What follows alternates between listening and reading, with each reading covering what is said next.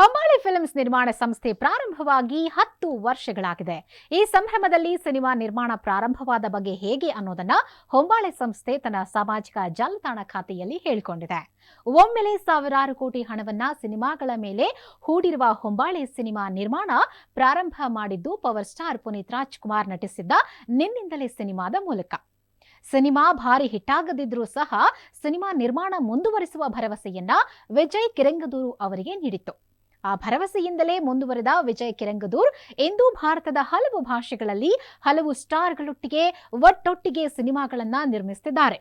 ನಿನ್ನಿಂದಲೇ ಸಿನಿಮಾದ ಚಿತ್ರವನ್ನ ಹಂಚಿಕೊಂಡಿರುವ ಜೊತೆಗೆ ಅಪೂರ್ವ ಅಪ್ಪುಗೆಯಿಂದ ಶುರುವಾದ ನಮ್ಮ ಕನಸಿನ ಪಯಣಕ್ಕಿಂದು ದಶಕದ ಸಂಭ್ರಮ.